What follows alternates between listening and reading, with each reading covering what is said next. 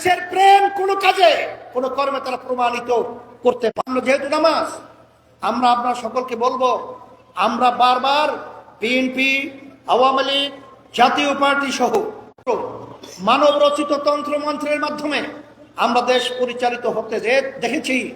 এই নীতি আদর্শের মাধ্যমে নতুন ভাবে আমাদের দেশ সুন্দর হবে, এটা আশা করা স্বর্গে বাস করার মধ্যে।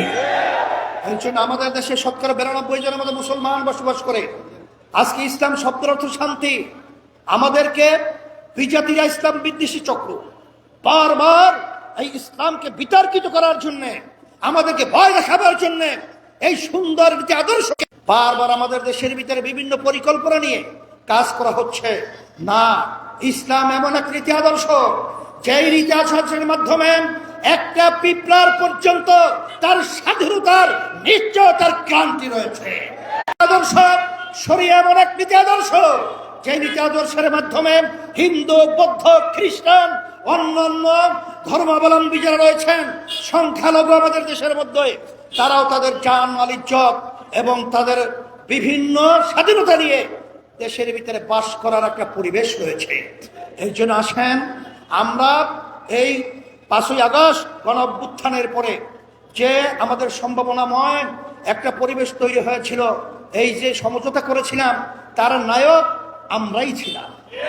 কিন্তু দেখা যায় যে কিছু স্বার্থান্বেষী মহল, কিছু লোভীরা যখন দেখলো পরিবেশ তৈরি হয়েছে, তখন তারা ক্ষমতার লোভকে অগ্রাধিকার দিয়ে দেশকে, মানুষকে তারা পাত্তা না দিয়ে বিদেশিদের সেই আবার গোলামের জিনজিরের মধ্যে আবদ্ধ হওয়ার জন্য যখন তারা সিদ্ধান্ত গ্রহণ করেছিল, তখন ইসলামী আন্দোলন বাংলাদেশ, আমরা দেশ, ইসলাম এবং মানবতা রক্ষার জন্য আমরা তখন এই ক্ষমতার দ্বার প্রান্ত থেকে আমরা আবার ইসলামের পক্ষে, শরিয়ার পক্ষে, মানবতার পক্ষে, দেশের পক্ষে আমরা ভিন্ন হয়ে আমরা বাক্স দিয়েছিলাম।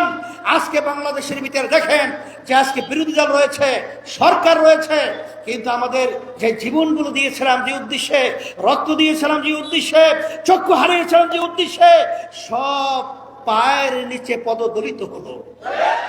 এই জন্য আসেন আমি সর্বশ্রেণী সর্ববন্ধু সহ সকলকে আমি উদাত্ত আহ্বান জানাবো, আসেন আমরা সবাই একত্রিত হয়ে আমরা দেশকে ভালোবাসি। ইমানের একটা অংশ, ব্যক্তি স্বার্থ, চুরি দুর্নীতি বাদ দেন। এই সম্পদ নিয়ে আর কি করবেন, আর কত লাগবে, আর কত দরকার? আসেন আসেন, সেই রক্তকে ভুলেন না, আজকে সেই সন্তানের হাজুরি ভুলেন না, আজকে সেই মায়ের আর্তনাদ ভুলেন না। আজকে আমরা সবাই সেই জুলাই চেতনায় উজ্জীবিত হয়ে আমাদের দেশকে স্মরণের দেশ গড়ার আহ্বান রেখে আজকে আমরা সেই জুলাই সনদের যে ব্যাপার রয়েছে, আমি বর্তমান সরকারকে বলবো, আমাদের প্রধানমন্ত্রী তিনি বলেছিলেন অক্ষরে অক্ষরে সেটা বাস্তবায়িত হবে। কই আমরা লক্ষণ দেখছি না, বরঞ্চ আজকে বিভিন্ন ছাত্র হলে বিভিন্ন জায়গায় যে বিশৃঙ্খলা পরিবেশ দেখেছি, এইটা কিন্তু এই জুলাইয়ের ফসল না, এটাকে আপনারা পরিবর্তন করবেন।